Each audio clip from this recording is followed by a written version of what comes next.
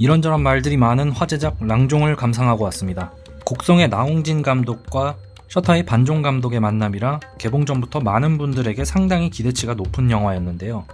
결론부터 말씀드리자면 개인적으로는 꽤나 만족스러운 영화였다고 생각합니다.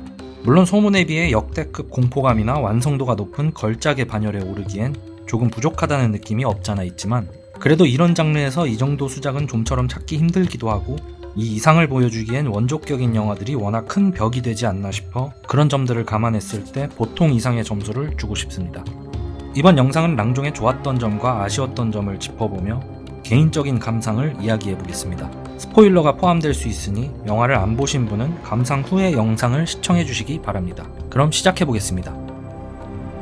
랑종은 페이크 다큐멘터리, 그 중에서도 파운드 푸티지 장르라고 볼 수 있는데요. 다큐멘터리 스타일답게 초중반부 사실적인 묘사는 확실히 몰입감이 좋게 촬영되었습니다. 태국이라는 나라의 한 산속 마을을 굉장히 분위기 있게 보여줍니다. 이런 한 마을을 멀리서부터 보여주는 풀샷이 상당히 멋지고 점점 그 안으로 들어가는 장면들이 마치 비행기를 타고 태국에 와서 한 마을에 도착한 듯한 느낌이 들게 합니다. 곡성에서도 산과 숲의 이미지를 풍경으로 담았던 풀샷들이 인상적이었는데요. 랑종은 다큐멘터리에 가까운 장르답게 그런 인서트 컷들에 더 공을 들인 게 느껴졌습니다. 이국적인 풍경, 이국적인 마을의 곳곳을 천천히 보여주며 이런 도입부부터 영화 끝까지 정말 로케이션에 엄청난 공을 들였겠구나 하는 생각이 들었습니다. 마을의 모습, 반야신을 모시는 숲속 신전, 폐 건물의 겉모습부터 내부의 기괴한 이미지 등 이런 태국의 이국적인 분위기를 극장에서 온몸으로 체험하는 느낌 하나만으로도 랑종을 감상하는데 충분한 가치가 있겠다는 생각이 들 정도로 잘 표현된 영화라고 생각합니다. 랑종은 곡성을 페이크 다큐로 재구성한 태국판 리메이크라고 봐도 될 정도로 곡성과 닮은 구석들이 있었습니다. 한 가족에게 벌어지는 빙이라는 소재부터 쌓아 올려져가는 반전들을 통해 대체 뭐가 진실인지 관객들을 현혹시켜 님에게 이입된 관객들을 이리저리 끌고 다니며 등장인물들의 의심과 잘못된 선택들이 결국 파국으로 치닫게 만드는 구성 등 곡성을 연상케 하는 요소들로 가득 차 있었습니다. 특히 의식이 벌어질 때 다른 쪽 상황이 교차 편집되어 보여지는 연출은 곡성의 한 장면이 많이 떠오르기도 했죠. 곡성을 재밌게 본 입장에서 이런 부분들로 하여금 나홍진 감독이 말한 곡성의 전사, 일관과의 연계성을 상상해 볼 수 있는 재미도 있었습니다. 공포영화 매니아들은 곡성 말고도 블레어 위치나 파라노말 액티비티, REC 등의 걸작들의 흔적을 쉽게 발견할 수 있었을 텐데요. 이 부분은 장점이면서 단점으로 받아들여질 여지가 있겠습니다. 물론 랑종이 원조 맛집을 뛰어넘는 경지를 이루진 못했지만 근접한 수준으로는 잘 버무려 놓았다고 판단됩니다. 후발주자들 중에 이보다 못한 작품들은 널렸거든요. 어쨌든 이 영화를 곡성의 전사로 받아들였을 때 곡성의 주제와 일맥상통하는 부분, 표현, 연출 등은 나쁘지 않았습니다. 곡성처럼 서서히 조여오는 낚시에 놀아나는 물고기가 되는 것이 즐겁다면 즐거운 경험이었습니다. 랑종이 완벽하게 완성도 있는 작품이라고는 할 수 없는 게 페이크 다큐 장르 특유의 한 끗 차이 때문에 몰입이 깨져버리는 단점이 살짝 보이기 때문인데요. 이런 부분들을 상쇄시킬 요소가 바로 배우들의 미친 연기력입니다. 이 영화가 데뷔작이라는 밍 역할의 나릴야 배우는 존재감이 어마어마합니다. 이렇게 예쁜 사람이 이렇게까지 무섭게 표현될 수 있을까 싶을 정도로 점점 빙이 되어 미쳐가는 연기가 대단합니다. 그나마 정상일 때 웃는 얼굴과 완전히 맛이 갔을 때 웃는 얼굴이 극과 극으로 꿈에 나올까 무서운 이미지가 뇌리에 깊숙이 박힙니다.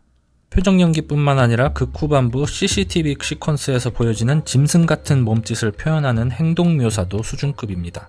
또 다른 주인공 님은 무당으로서 냉소적이면서 다정함을 표현해내는 섬세한 연기가 인상적이고, 윙의 어머니 노이와 삼촌 마닛의 생활 연기도 만만치 않습니다.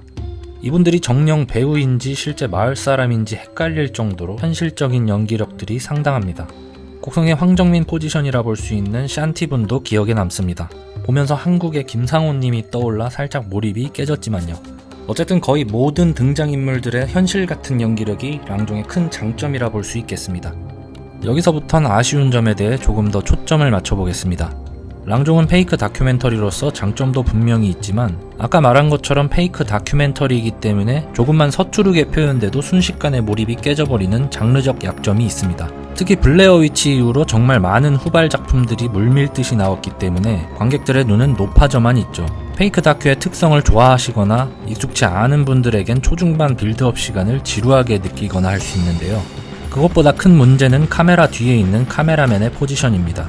초중반부 이야기 진행에 있어서 다큐멘터리 팀은 관찰자의 입장에서 사건에 거의 개입하지 않습니다. 하지만 페이크 다큐 특성상 촬영자의 상황 개입은 필수 불가결한 포지션입니다. 뭐가 됐든 그 현장에 있는 한 명 또는 그 이상의 캐릭터라고 볼 수 있기 때문입니다.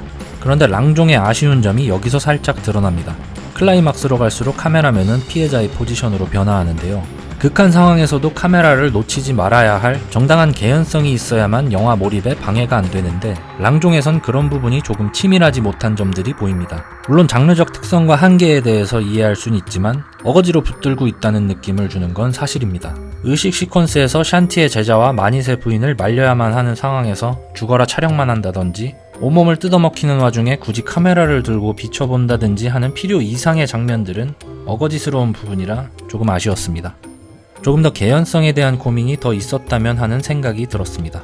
후반부 나이트 비전 시퀀스에서 갑자기 좀비물이 돼서 이상하다는 평을 하시는 분들도 많은데 전반부에 쌓아 올렸던 개고기에 대한 이야기나 악령이 인간뿐만이 아니라는 등 개연성은 있지만 역시나 그 표현의 과도함 때문에 흡사 좀비 같은 느낌을 받은 것에 대한 평은 일부분 공감합니다.